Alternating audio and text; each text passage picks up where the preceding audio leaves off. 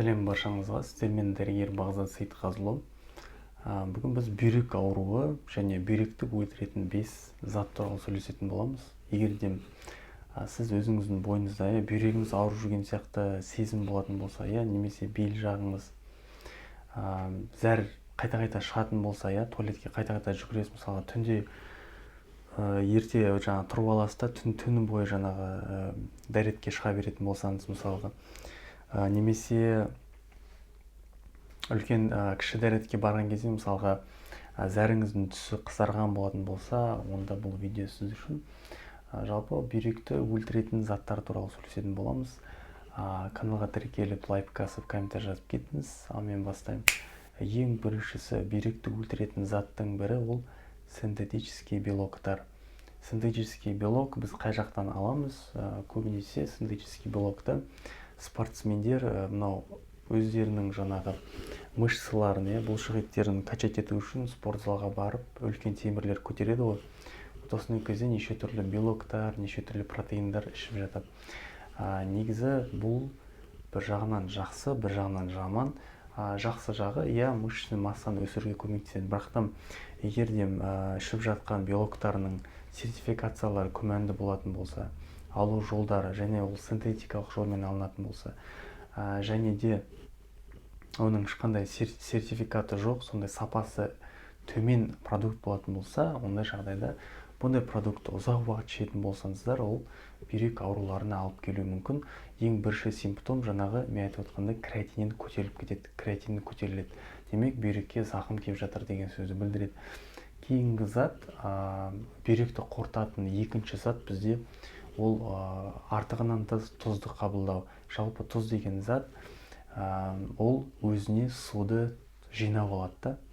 Мысалға, өзіңіз байқаған шығарсыздар, тұзды тамақтан кейін кәдімгідей шөлдейсіздер да, өйткені ағза суды қалап отырады. Өйткені суды тұз жалпы хлор, натрий хлор өзіне судың молекулаларын тартады, сондай свойствосы бар. Дәл сол секілді бұл жерде сахар деген затта бар, қант та дәл сол секілді, тұз секілді өзіне суды жинауды жақсы көреді. Бұл айтқан кезде ол қандай проблемдерге алып келеді? Мысалға, бүйрегіміз деп елепсіздеп қарасаңыз, мысалға, тұз ағзаға түскен кезде не болады? Қан тамыр жүйесіне бүйрекке барып, жалпы циркулировать етіледі ғой барлығы. Өзіңізде ағзаңыздағы тұрған жидкостьті жинап алады да, и бүйректің айтқан кезде несі түсіп кетеді? Қуаттандыратын, оциканы ұстайтын объемын, циркулировать ететін қанды объем ұстай алмай қалады да, содан бүйрекке нагрузка келеді. Ол механизмдері көп, соның бірін айтып жатырмын да. Жалпы айтқан кезде тұзды өте көп қабылдауға болмайды, өйткені бұл сіздің бүйректеріңізге зиян болып келеді. Одан кейін үшінші зат, бүйректі өлтіретін бізде көп қуырылған тағамдар жеу, өйткені қуырылған тағамдарының гликемический индекстары өте жоғары болады. Гликемический индексі жоғары болған сайын, оның құрамында инсулин гормон шақыратын заттар бар. Инсулин повышаться еткен сайын, жалпы сахар көбейеді. Сахар көбейген сайын сахарный диабет пайда болуы мүмкін. Жалпы сахарный диабет, мысалға, болатын болса, уже почканың канальцылары және почканың өте майда-майда қан тамырлары болады да, сол қан тамырлар жарылады.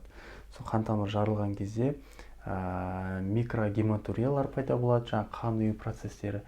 Соның салдарынан почечный канальцылар зақымданады. Одан кейін не болады? Почкаңыз зақымдану процесінде креатинин көтеріледі, және уже почка креатинин жоғары болып, гемодиализдарға мысалға жіберіп жатады. Сол себепті любой адам ағзасындағы ресурстар ол бітіп қалады. Әйел адамның өзінің яйцеклеткасын алатын болсақ, бөлінетін яйцеклеткаларының сандары шектеулі ғана.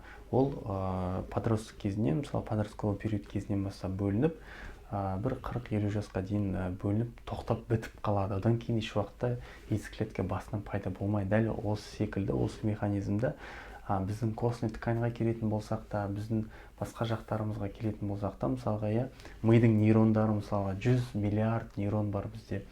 То же самое, бұл жаймен ресурс уақыт өте келе ол отыра береді. дәл сол секілді біздің ағзамыз да уақыт келе не болады, уақыт келе қартая береді. Сол себепті бүткіл ресурс бізде четко орнымен ғана, количествода ғана негізі беріледі. Сол себепті осыған қатты мән берген дұрыс. Сосын төртінші зат бізде жаңағы бүйректі құртатын дәрі-дәрмектер.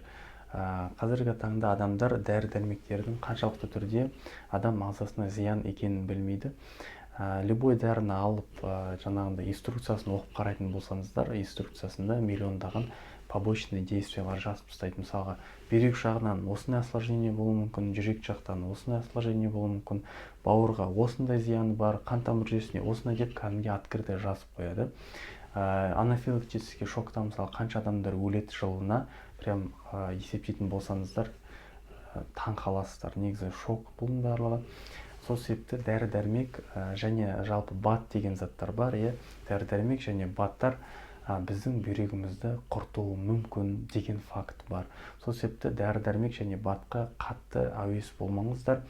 Дәрі-дәрмек болсын, бат болсын, бұны подконтрольным врачтың өзінің дәрігер қалай назначить етеді, сол бойынша определенный уақытта, определенный дозировкада негізі қабылдаған дұрыс. Сол кезде ағзаға қатты ешқандай проблема алып келмеуі мүмкін. Ал кейбір пациенттер мысалға өз бетінше аптекадан барып дәрілер алып алады, неше түрлі баттар алып алады да соны ішеді. Ал оның инструкциясында мысалға жазылып тұруы мүмкін да. Бір айдан артық қабылдамаулар алады да, 6 ай ішеді, кейбір 1 жыл ішіп жүретін адамдар да бар да, мысалы. Оның барлығы сіздің бір органыңызды құртуы мүмкін. Сол себепті бат болсын, дәрі-дәрмек болсын, тек дәрігерінің тағайындауымен ғана қабылдаңыздар. Одан кейінгі зат бізде кофеин. Кофеин бүйректі өлтіруі мүмкін, өйткені кофеин бізде мочегонды етеді. Қатты мочегонды эффектісі бар.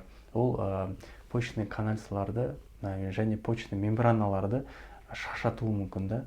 Мочеполовая системаны айдай бергеннен. Сол себепті кофені ішуге болады, күніне 1 стаканнан артық керек емес. Егер де одан көп кофені азаннан кешке дейін іше беретін болсаңыздар, ол сіздің бүйрегіңізді құртуы мүмкін, немесе бауырыңызға даже зиян келуі мүмкін.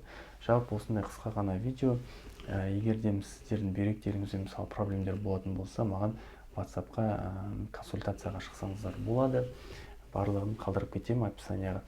Айтқым келген осы. Сіздермен дәрігер Бағзат Сейтқазыұлы.